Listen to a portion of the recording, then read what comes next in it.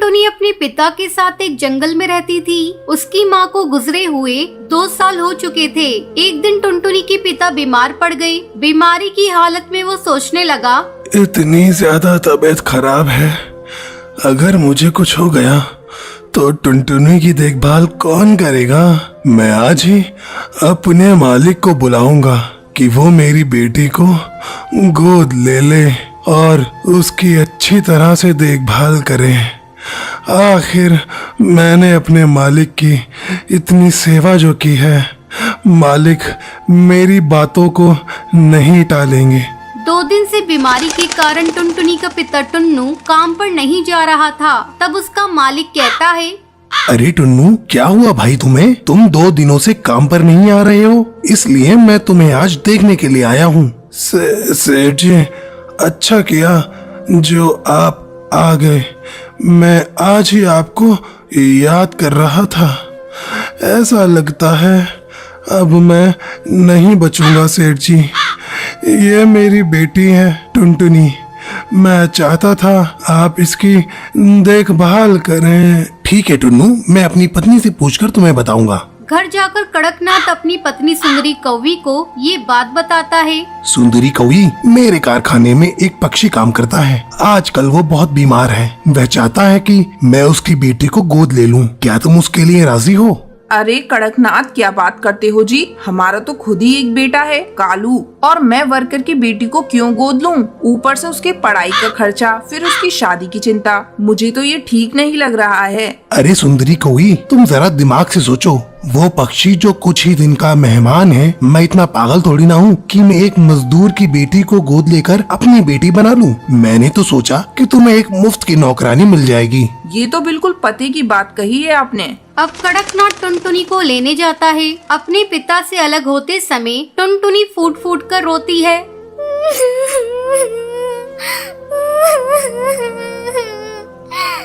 बाबा, मुझे अपने से अलग मत करो। मैं आपसे अलग होकर कैसे रहूंगी? बाबा, मैं आपको छोड़कर कहीं नहीं जाऊंगी। जा मेरी बच्ची, इसी में तेरी भलाई है। कड़कनाथ टुनटुनी को घर लाता है। घर आकर कड़कनाथ अपने काम में बिजी हो जाता है और सुंदरी कौवी टुनटुनी से मीठी मीठी बातें करने लगती है। टुनटुनी, तू कुछ खाएगी?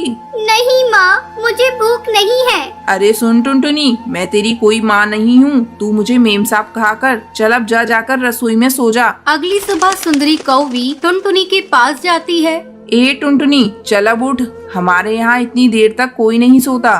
मैम साहब, रात में मुझे नींद नहीं आई। वो मुझे अकेले सोने की आदत नहीं है। तुझे तो अब सोना पड़ेगा। तू अकेले सोने की आदत डाल ले। चल अब झटपट उठकर मेरे साथ काम में हाथ बटा। टुनटुनी सुंदरी के साथ काम में हाथ बटाने लगती है। शाम को कड़कनाथ जब ऑफिस से आता है, टुनटुनी, मेरे लिए ठंडा पानी लेकर आओ। अभी लाती हूँ साहब। ये लीजिए साहब। कैसा पानी है? मैंने तुम्हें ठंडा पानी लाने को कहा था और तूने नल का पानी लाकर मुझे दे दिया। सारा मूड खराब कर दिया। ये कहकर कड़कनाथ टुनटुनी को एक थप्पड़ लगा देता है। धीरे धीरे समय गुजरने लगता है। एक दिन कड़कनाथ को कारखाने में खबर मिलती है कि टुनटुनी के पिता की मौत हो गई। कड़कनाथ ये बात टुनटुनी को नहीं बताता। अब कड़कनाथ और उसकी पत्नी सुंदरी कौवी टुनटुनी पर पहले से भी ज्यादा अत्याचार करने लगते हैं। एक रात जब टुनटुनी सोई हुई थी, तब उसके सपने में उसके पिता आते हैं और उससे मिलने की इच्छा जाहिर करते हैं। बेटा, मैं तुमसे मिलना चाहता हूँ। काफी दिन तुझे देखे हुए हो गए। टुनटुनी सपने में अपने पिता को देखकर बेचैन हो जाती है। अब टुनटुनी सुंदरी कौवी के पास जाती है। उस समय कड़कनाथ और सुंदरी कौवी सो रहे थे। टुनटुनी दरवाजा खटखटाने लगती है। मैम साहब, जल्दी दरवाजा खोलिए। मुझे अपने बाबा से मिलने जाना है। मेरे बाबा मुझे बुला रहे हैं। मैं अपने बाबा के पास अभी इसी वक्त जाऊंगी।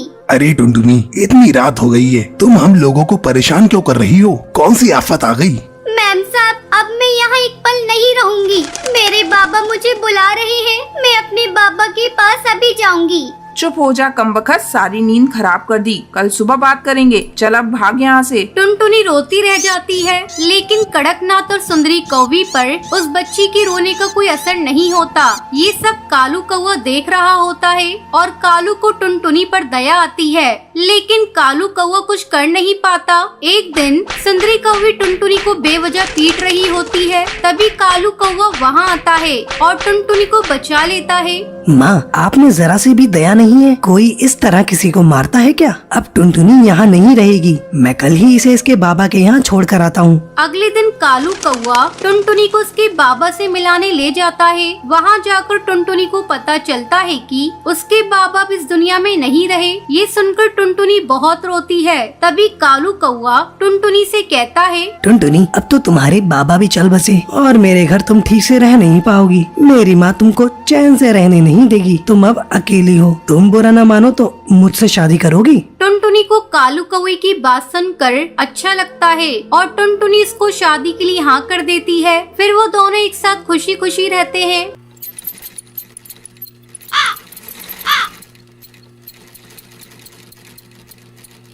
सुंदरवन जंगल में टुनटुनी चिड़िया अपनी माँ टूनी चिड़िया के साथ रहती थी। टुनटुनी चिड़िया को बचपन से ही सिलाई करने का बहुत शौक था। जब भी उसे समय मिलता वो अपनी माँ की सिलाई मशीन निकाल कर उस पे सिलाई करने लगती। माँ, ये देखो ना, मैंने कितनी अच्छी फ्रॉक सिली है। अरे वाह बिटिया, तूने तो बहुत अच्छी सिलाई की है। लेकिन बेटा, तू अपनी पढ़ाई पर भी ध्यान दे। मैं तुझे एक बड़ी अफसर बनाना चाहती हूँ। तेरी परीक्षा होने वाली है और तू सिलाई करने में लगी रहती है। माँ, मुझे सिलाई करना अच्छा लगता है। मैं पढ़ाई के साथ साथ सिलाई करना भी सीखूंगी। मैं कुछ नहीं जानती। आप मेरा दाखिला किसी सिलाई सेंटर में करवा दो। ठीक है टुनटुनी, जब तेरा इतना ही मन है तो मैं तेरा दाखिला किसी सिलाई सेंटर में करा देती हूँ। अगले दिन टूनी चिड़िया टुनटुनी का दाखिला एक सिलाई सेंटर में करवा देती है। अब टुनटुनी पढ़ाई के साथ साथ सिलाई भी मन लगाकर सीखने लगती है। कुछ ही दिनों में टुनटुनी की स्कूल की पढ़ाई हो जाती है। एक दिन टूनी की सहेली बबली कबूतरी उसके घर आती है। अरे टूनी, ओ टूनी, कहाँ है? जल्दी आ। तब टुनटुनी चिड़िया कहती है, आंटी, वो माँ घर पर नहीं है, पड़ोस में गई हैं। आप बैठिए, मैं उन्हें अभी बुला कर लाती हूँ। तुम टुनटुनी हो ना? कितनी बड़ी हो गई है। जब मैंने तुझे देखा था उस समय तू बहुत छोटी थी। पहचाना मुझे? मैं तेरी बबली आंटी हूँ। टुनटुनी, तू जाकर अपनी माँ को बुला ला। टुनटुनी चिड़िया पड़ोस में अपनी माँ को बुलाने के लिए चली जाती है। थोड़ी देर बाद टुनटुनी चिड़िया अपनी माँ को लेकर घर आती है। अरे बबली कबूतरी, तू कब आई? टुनटुनी, तू जाकर चाय बना ला। फिर टूनी चिड़िया बबली कबूतरी से बातें करने लगती है। बबली कबूतरी टूनी से कहती है, टूनी, तेरी बेटी बहुत प्यारी है। मैं इसे अपने घर की बहू बनाना चाहती हूँ। मेरा बेटा बंटी एक वकील है और उसके लिए मुझे तेरी बेटी जैसी ही एक संस्कारी बहू चाहिए थी। तेरी बेटी मुझे बहुत पसंद है। तुझे इस रिश्ते से कोई एतराज तो नहीं है ना?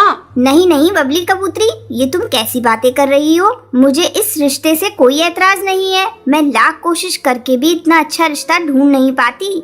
जल्दी टुनटुनी चिड़िया और बंटी कबूतर की शादी हो जाती है। शादी के कुछ ही दिन में टुनटुनी चिड़िया एक बच्चे की माँ बन जाती है। ससुराल में सभी लोग उससे खुश थे। एक दिन बंटी कबूतर टुनटुनी चिड़िया से कहता है, टुनटुनी, आज ऑफिस में कुछ ज्यादा ही काम है। मैं रात को देर से घर लौटूंगा, तो मेरा इंतजार मत करना। इतना कहकर बंटी कबूतर वहाँ से चला जाता है। लेकिन थोड़ी देर बाद कालू कौवा तेजी से उड़ता हुआ उसके घर आता है। गजब हो गया टुनटुनी बहन। जब बंटी कबूतर अपने ऑफिस जा रहा था तब एक बाज ने उस पर हमला कर दिया, जिसमें उसकी मौत हो गई। इतना सुनते ही टुनटुनी चिड़िया रोने लगती है।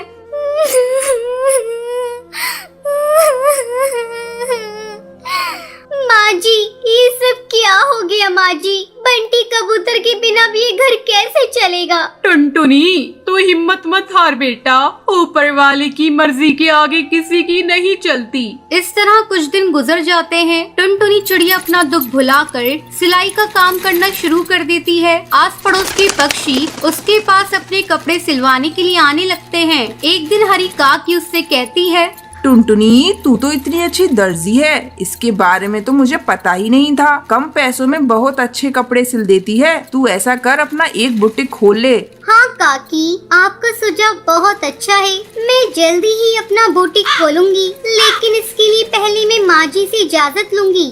हरी काकी के जाने के बाद टुनटुनी चिड़िया अपनी सास से बुटीक खोलने की इजाजत मांगती है। माँ जी, क्यों ना मैं अपना एक बुटीक खोल लूं, इससे अच्छी कमाई हो जाएगी। ठीक है टुनटुनी, तुझे जो अच्छा लगे वो कर। तू अपने बुटीक का अच्छे से काम कर, मैं तेरे बच्चे को संभाल लूंगी। जल्द ही टुनटुनी चिड़िया अपना बुटीक खोल लेती है। अब उसकी कमाई पहले से दुगनी हो गई थी। इस तरह टुनटुनी चिड़िया खुशी खुशी अपनी जिंदगी बिताने लगती है। सुंदरवन जंगल में कालू कौवा अपनी बीवी टुनटुनी और अपनी माँ टूनी के साथ रहता था। टुनटुनी और कालू कौवा टूनी के साथ बिल्कुल अच्छा बर्ताव नहीं करते थे। एक दिन कालू कौवा काम के लिए निकल जाता है। टूनी को बहुत भूख लगती है। वो टुनटुनी को आवाज लगाकर बोलती है, टुनटुनी बेटा, कुछ खाने को बना दो, बहुत भूख लग रही है। दोपहर भी हो गई है, मुझे दवाई लेनी है। खाने को भी मैं ही बना कर दूंगी। आपके हाथ पर क्या काम नहीं करते? दिन भर परेशान कर देती हो, कुछ तो काम कर लिया करो।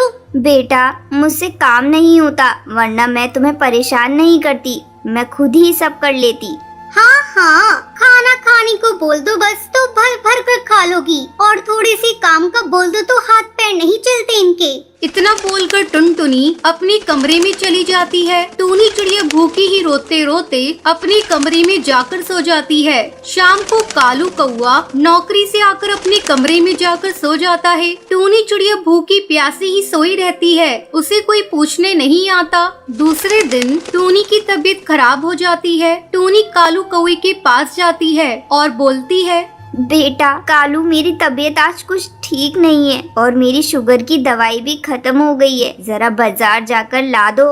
अरे माँ, तुम्हें पता है ना खर्चे कितने बढ़ गए हैं। मैं परेशान हो गया हूँ इन रोज रोज के खर्चों से। खैर, आपकी दवाई लाकर दे दूंगा। और सुनो माँ, टुनटुनी को परेशान मत करना, वो बेचारी थक जाती है पूरे दिन घर का काम करते करते। पर बेटा, मैंने कहाँ परेशान करा बहू को। चुप करो माँ, तुम्हारी नीयत और सीरत मैं अच्छे से जानता हूँ। तुम बस चुपचाप एक कोने में पड़ी रहा करो। कालू अपनी माँ को बुरा भला कहकर काम पर चला जाता है। जब शाम को घर लौटता है तो टुनटुनी टीवी पर सीरियल देख रही थी और माँ टूनी एक कोने पर चुपचाप बैठी कालू बेटे का रास्ता देख रही होती है। कालू कौवा जैसे ही अंदर आता है, फिर टूनी उसके लिए पानी लेकर आती है और बोलती है, ले बेटा, पानी पी ले, थक गया होगा ना।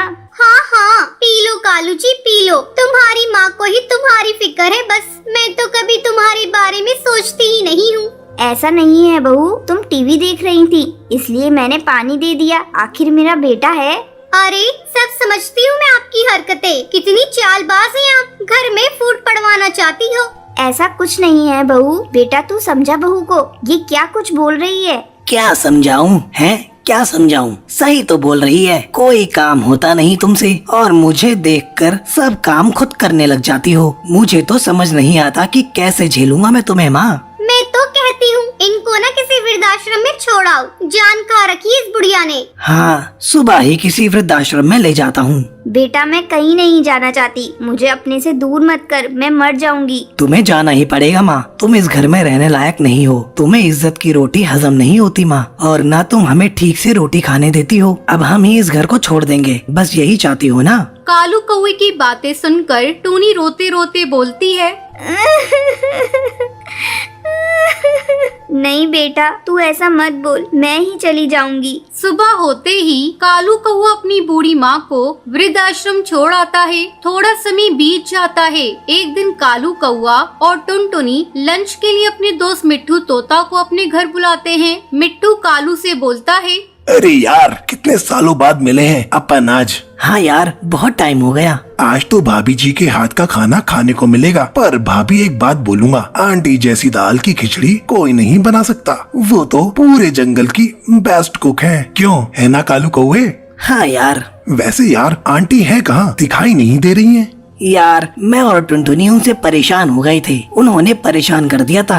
खाना, दवाई और कितनी महंगी दवाइयाँ आती थी उनकी, तुझे तो पता ही है। तुझसे ही तो मंगवाता था मैं दवाइयाँ। हाँ सही बोल रहा है, पर जिसे तू नॉर्मल शुगर की दवाइयाँ समझकर मंगवाता था ना, वो तेरी माँ का तुझे दिया गया ऐसा कर्ज है जो तू कभी नहीं चुका सकता कालू। तू कभी आंटी के मन को समझ ही नहीं पाया। उनके मन में सिर्फ तेरे लिए प्यार था, और ये तेरी जिंदगी जो है ना, ये उसी दिन खत्म हो जाती जब तू 9 साल पहले हॉस्पिटल में एडमिट हुआ था। जिस माँ ने तुझे ये बोला था ना हॉस्पिटल में, बेटा परेशान मत हो, नॉर्मल पथरी का ऑपरेशन है, उस माँ ने अपनी जान की परवाह ना करते हुए तुझे एक किडनी दी थी। वो चाहती तो उस वक्त अपनी फिक्र करके तो जैसी औलाद को मरने देती, पर उन्होंने तुझे बचाया और थू है तुझ पर कालू। मिट्ठू की बातें सुनकर कालू की आंखों से आंसू बहने लगते हैं। दूसरे दिन ही कालू कौआ सुबह सुबह अपनी माँ को लेने आश्रम पहुँच जाता है। आश्रम में टूनी की तबीयत बहुत खराब होती है और वो बस कालू को ही याद करती रहती है। डॉक्टर कालू को देखते ही बोलती है, कैसे बेटी हैं आप, जो अपनी माँ को इतनी तकलीफ में भी यहाँ छोड़ गए। वो आपको इतना याद कर रही है और आप अपने ही जीवन में मस्त हैं। आप जैसे लोगों को अपनी माँ का जरा भी ख्याल नहीं होता। डॉक्टर आप उन्हें ऐसे मत डांटिए, उनकी कोई गलती नहीं है, वो तो मैं ही बार बार बीमार पड़ती रहती हूँ। देखा कितनी अच्छी माँ है, तुम्हारी गलतियों को भी अपनी गलती बता रही है। तुम धन्य हो जो तुम्हारे पास माँ है। इस दुनिया में ऐसे भी पक्षी हैं जिनके पास माँ का साया तक नहीं होता। डॉक्टर की बातें सुनकर कालू अपनी माँ टूनी को रोते रोते गले लगाता है और बोलता है, माँ मुझे माफ कर दे माँ, मैं तेरे कर्जों को कैसे उतारूं? माँ मैंने तुझसे बहुत बुरा बर्ताव किया। माँ जी मैंने भी बहुत बुरी तरह से आपको परेशान किया, मुझे माफ कर दीजिए माँ जी। अरे मेरे बच्चों, माँ कभी अपने बच्चों से नाराज होती है? मैं तो बस हमेशा तुम्हें खुश देखना चाहती हूँ। और फिर तीनों खुशी खुशी घर आ जाते हैं।